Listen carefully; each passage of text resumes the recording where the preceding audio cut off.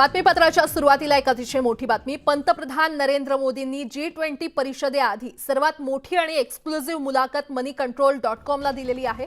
या मुलाखतीमध्ये पंतप्रधान मोदींनी जगभरात भारताची भूमिका महत्त्वाची असून G20 मुळे भारताची ताकद वाढते असं म्हटलंय। त्याचबरोबर तरुण पिढी आणि देशातील 140 कोटी नागरिक हीच आपली ताकद असल्याचं देखील पंतप्रधान मोदींनी या मुलाखतीमध्ये म्हटलेलं आहे। G20 मुळे भारताचं सामर्थ्य वाढलं असून वैश्विक समस्यांचं निराकरण गरजेचं आहे। जगात भारताच्या भूमिकेला अनन्यसाधारण महत्त्व असून आमच्या G20च्या भूमिकेला जागतिक समर्थन असल्याचं देखील त्यांनी म्हटलंय। वसुदैव कुटुंबकम ह्या G20चा सिद्धांत असल्याचं त्यांनी सांगितलेलं आहे आणि पंतप्रधानांची ही एक्सक्लुझिव्ह आणि पहिली डिजिटल मुलाखत moneycontrol.com या साइटवर प्रकाशित करण्यात आली आहे। नेमकं या मुलाखतीमध्ये काय म्हटलंय ते पाहूया।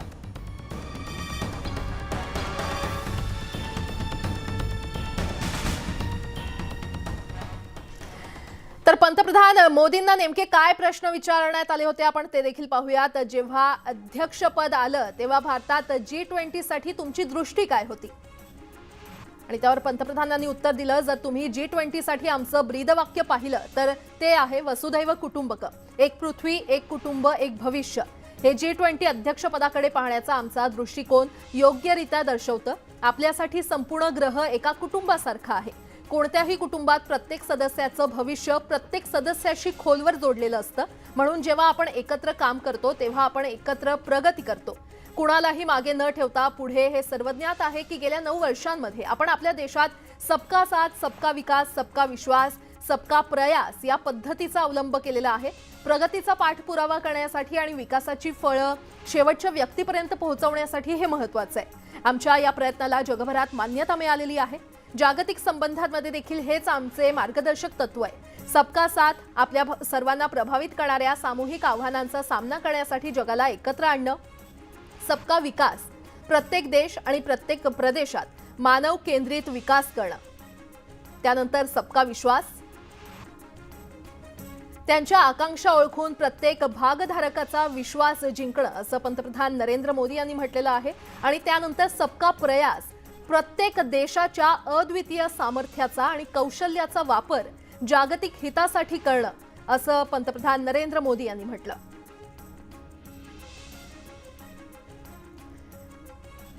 त्यानंतर पंतप्रधान नरेंद्र मोदींना दुसरा प्रश्न विचारण्यात आला, युद्धाच्या आणि मोठ्या भूराजकीय अनिश्चिततेच्या काळात तुम्ही जागतिक नेत्यांचं स्वागत करत आहात। आंतरराष्ट्रीय समस्या सोडवण्याच्या दृष्टिकोनाला इतर देश कसे प्रतिसाद देत आहेत?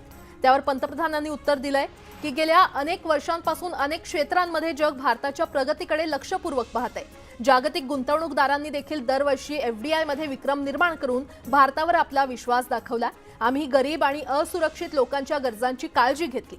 जगातील सर्वात मोठ्या लस मोहिमेमध्ये 200 कोटी डोस मोफत देण्यात आले। आम्ही 150हून अधिक देशांमध्ये लस आणि औषधं देखील पाठवली।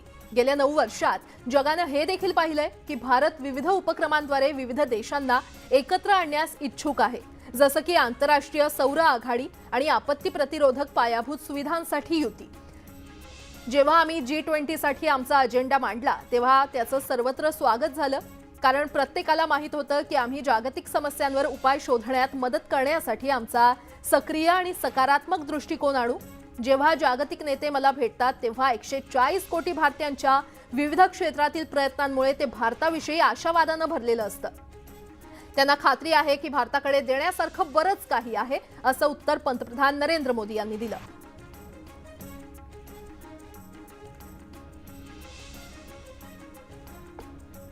त्यानंतर तिसरा प्रश्न पंतप्रधानांना विचारण्यात आला, देशभरात G20 कार्यक्रम आयोजित केले गेलेले आहेत। हे G20चं लोकशाहीकरण करण्याच्या अभिनव कल्पनेबद्दल तुम्ही कसा निर्णय घेतला? त्यावर त्यांनी उत्तर दिलं की राष्ट्रीय आणि आंतरराष्ट्रीय संमेलनाचं आयोजन करण्यासाठी दिल्ली विशेषतः विज्ञान भवनाच्या पलीकडे जाण्याचा नेहमीच विचार केला। आम्ही हे देखील पाहिलं आहे की परदेशी नेत्यांचे दौरे देखील मुख्यतः राष्ट्रीय राजधानी किंवा इतर काही ठिकाणांपुरते कसे मर्यादित नसतील। तत्कालीन जर्मन चान्सलर अँजेला मर्केल यांनी बंगळुरू इथे आयोजित केलं होतं आणि फ्रान्सचे राष्ट्राध्यक्ष इमॅन्युएल मॅक्रॉन आणि तत्कालीन जपानचे पंतप्रधान शिंजो आबे यांनी वाराणसीला भेट दिली। पोर्तुगीज राष्ट्राध्यक्ष मार्सेलो रेबेलो डी सौसा यांचे गोवा आणि मुंबई इथे यजमानपद होतं. हीच भावना तुम्हाला आमच्या G20 अध्यक्षपदात देखील पाहायला मिळेल. आमच्या G20 अध्यक्षपदाच्या समाप्तीपर्यंत सर्व 28 राज्य आणि 8 केंद्रशासित प्रदेशांमधील 60 शहरांमध्ये 220हून अधिक बैठका झाल्या.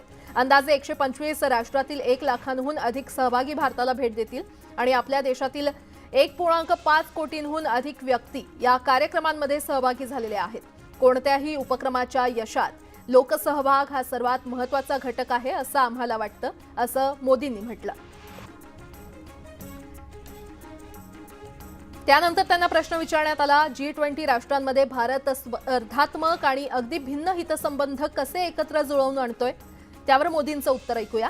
प्रत्येक देशाचे स्वतःचे हितसंबंध असतात, हे वास्तव आहे. म्हणून समान उद्दिष्टांवर एकमत निर्माण करण्यासाठी सतत प्रयत्न करणं महत्त्वाचं आहे.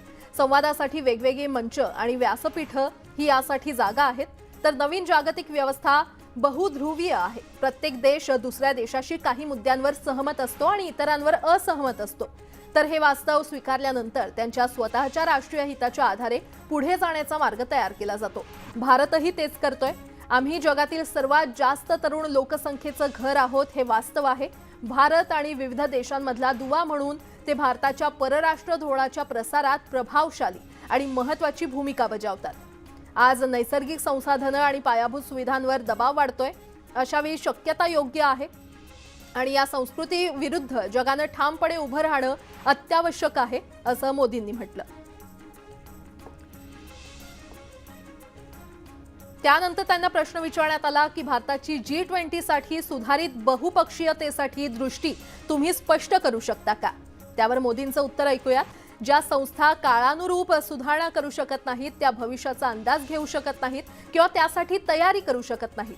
आतापर्यंत आम्ही संस्थांबद्दल बोललो, मात्र या पलीकडे जाऊन व्यक्ती, समाज, संस्कृती आणि सभ्यता यांच्या सामर्थ्यावर लक्ष केंद्रित करणं आवश्यक आहे. व्यापार आणि पर्यटन, क्रीडा आणि विज्ञान, संस्कृती आणि वाणिज्य, प्रतिभा आणि तंत्रज्ञानाची गतिशीलता यासारख्या मार्गांद्वारे जनतेशी संपर्क वाढवणं, विविध राष्ट्र, त्यांच्या आकांक्षा आणि त्यांचे दृष्टिकोन यांच्यात खरी समज निर्माण करेल. जर आपण लोककेंद्रित धोरणावर लक्ष केंद्रित केलं तर आज आपल्या जगाचे एकमेकांशी जोडलेलं स्वरूप शांतता आणि प्रगतीसाठी एक शक्ती बनू शकतं, असं उत्तर पंतप्रधान नरेंद्र मोदी यांनी दिलं.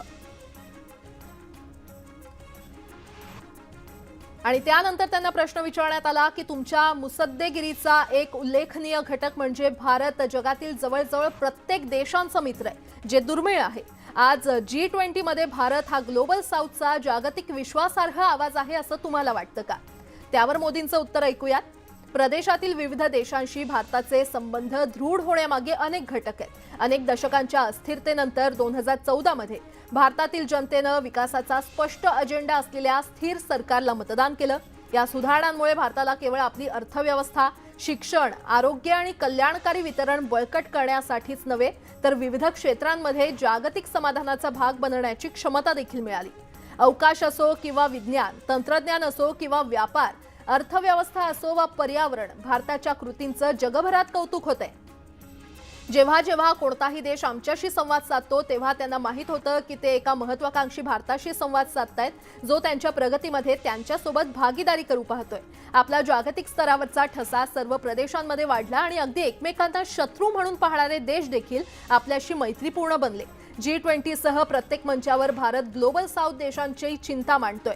आम्ही G20 चे अध्यक्ष बनताच आम्ही voice of global south summit आयोजित केली, ज्यानं हे स्पष्ट केलं की ज्यांना जागतिक चर्चा आणि संस्थात्मक प्राधान्यक्रमातून वगळलं गेलंय त्यांच्या समावेशासाठी आम्ही एक आवाज आहोत.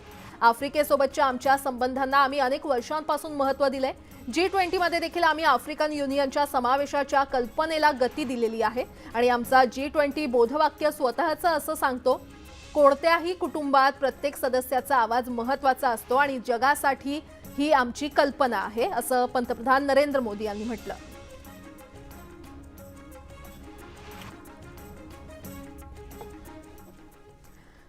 आणि आता पुढची बातमी पाहणार आहोत. जालन्यातील अंतरवाली सराटी गावात मनोज जरांगे पाटील